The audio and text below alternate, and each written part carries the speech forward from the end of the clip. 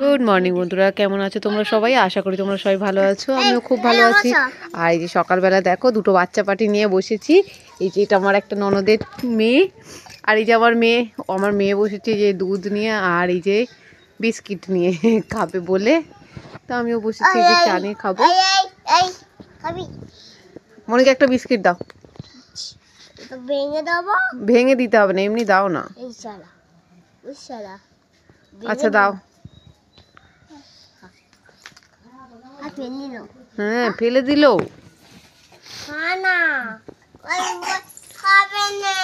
আচ্ছা তুমি খেয়ে নাও। হ্যাঁ বনি কেন হামাগুড়ি দিয়ে যাচ্ছে দেখ। ও এখানটা উঁচু বলে। চলে আমার কাছে আয়। বনি কেমন চলে গেল দেখ। না তুমি খেয়ে নাও, বিকিগুলো খেয়ে নাও। তো আজকে দুপুরে লাঞ্চের মেনু আজকে বানাচ্ছে এই যে দেখো লাউ চাটনি। এই যে আজকে বানাচ্ছে এই যে লাউ চাটনি, আর এখানে হচ্ছে ঝোল হবে। ঝোলের আঁচ কেটে নিয়েছি। এর মধ্যে দেখো আলু, কচু, বেগুন আর লাউ এই দিয়ে ঝোল করব। আর মাছ আছে, তো মাছটাও এতেই দিয়ে দেবো। এখনও মাছ আনিনি, মানে আনা হয়নি। বিড়াল কোথায় খেয়ে নেবে, কারণ আমি বারবার উঠে উঠে যাচ্ছি তো সেই কারণে।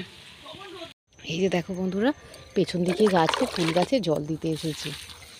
তো এখানে ফুল গাছগুলো জল দিয়ে দিই। এত পরিমাণে ফুল গাছ হয়ে গেছে না, কোথায় কোথায় জল দেবো আর কি, এরকম অবস্থা।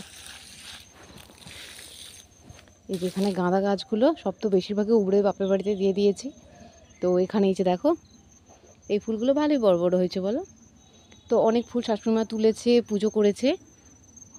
আর এখানে আমার মা কুলেখাড়া গাছ দিয়েছিল, তো সেটাও কি সুন্দর ধরে গেছে, ফুল হয়েছে দেখো।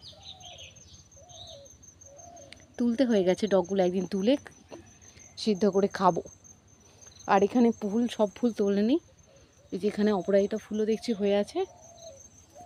আর অনেক পয়সা ফুলের গাছ হয়েছে, এই যে দেখো সুন্দর হয়েছে। এগুলো তুলে দেখছি, ভাবছি উপরে ছাদেতে কিছু নতুন গাছ বসাবো। আর তুলসী গাছটা হয়েছে দেখো কত সুন্দর। আর এখানে দেখো কেন কত পয়সা ফুলের গাছ হয়েছে, কি বড় বড় হয়েছে এগুলো, মানে একদম সুন্দর, মানে খুব সুন্দর অযত্নে বড় হয়েছে দেখো, তাও কত সুন্দর সুন্দর হয়েছে এগুলো। আজকে একটা দারুণ রেসিপি তোমাদের সাথে শেয়ার করব।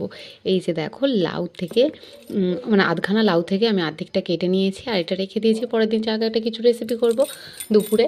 তো এই যে দেখো লাউগুলোকে এইভাবে ছোটি ছোটি করে কুচিয়ে করে নিয়েছি। আজকে বানাবো দারুণ স্বাদের লাউয়ের পায়েস। তোমরা এরকমভাবে বানিয়ে দেখবে, দারুণ মানে দারুণ খেতে লাগে। তো কী কী দিই, কীভাবে বানাই সেটাই তোমাদেরকে আস্তে আস্তে আমি শেয়ার করছি, তোমরা পুরো ভিডিওটা দেখতে থাকো। কড়ার মধ্যে দিয়ে দিচ্ছি অল্প করে একটু সর্ষের তেল, ভাজতে হবে না, দিয়ে দিচ্ছি দুটো তেজপাতা। তেজপাতাটা ভালোভাবে একটু ভাজা ভাজা হয়ে গেলে এর মধ্যে দিয়ে দেব লাউ। যে এর মধ্যে এবার দিয়ে দিচ্ছি লাউটা ভালোভাবে একটু ভাজা করে নেব।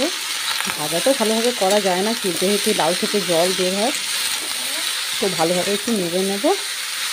নেড়ে এর মধ্যে একটু জল দিয়ে সিদ্ধ করে দেবো নুন দিয়ে, তারপরে দুধটা মিশিয়ে দেবো। লাউটা থেকে কীরকম জল বেরিয়েছে দেখো একবার, একটুও কিন্তু আমি জল ব্যবহার করিনি, কীরকম জল বেরিয়েছে একবার দেখো। এখনও পর্যন্ত কিন্তু আমি এক ফোঁটাও নুন দিইনি, তাতেই এরকম অবস্থা। একটু এই ঝোলটা মরে যাক, যে জলটা বেরিয়েছে এটা মরে যাক, মরে গেলে এবার একটু নুন দিয়ে দেবো। লাউকে সেইভাবে তো ভাজা যায় না, এরকমভাবে জল বেরোলে কী করে ভাজবো বলো। তো এরপরে একটু নুন দিয়ে দিই, স্বাদ মতো নুন দিয়ে এটা একটু হয়ে গেলে একটু এবার জলটা মরে মরে এলে একটু দুধ দিয়ে দেবো, ভালোভাবে সিদ্ধ করে তারপরে চিনি দেবো। বন্ধুরা জলটা অনেকটা কমে গেছে, এবার এর মধ্যে দিয়ে দিচ্ছি দুধটা তোমরা কম বেশি যেরকম ইচ্ছা ব্যবহার করতে পারো, তবে বেশি হলে খেতে আরও সুন্দর হয়। ভালোভাবে লাউটা সিদ্ধ হয়ে গেলে তারপর চিনি দেবো।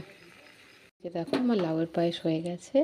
আর লাউটার জন্য একটু হালকা দেখো ছানা ছানা কাটা কাটা দেখতে লাগে, কিন্তু ভয় পাওয়ার কিছু নেই, কিন্তু দারুণ খেতে হয়, একবার ট্রাই করে দেখো। তো তো আমি একটু টেস্ট করে দেখি কীরকম কী হয়েছে খেতে। তোমরা অবশ্যই একবার ট্রাই করে দেখবে। আমি শিওর যে একবার ট্রাই করে দেখলে, নরম যদি লাউ দেখো না, তোমাদেরও মন চাইবে একবার লাউয়ের পায়েস করে খাই। এই যে দেখো আমি বাটির মধ্যে লাউয়ের পায়েস নিয়ে নিয়েছি, আর এই যে চামচও নিয়ে নিয়েছি। একটু টেস্ট করে এবার দেখি তোমাদেরকে বলছি কীরকম হয়েছে না হয়েছে। দেখো চলে এসেছি, লাউয়ের পায়েস টেস্ট করে তোমাদেরকে বলবো। তবে আমি আগেও বানিয়েছি, সুন্দর লাগে। এটা আমার ঠাকুমার আমলের রেসিপি, আমার ঠাকুমা বানিয়ে খাওয়াতো। গরম খুব, গরম তো এই লাগে।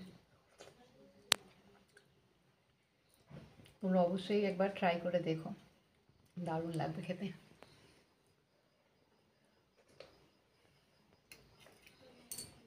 হেভি লাগছে সত্যি বলছি। তোমরা অবশ্যই ট্রাই করে দেখো। আজকের ভিডিওটা এখান পর্যন্তই। Good night.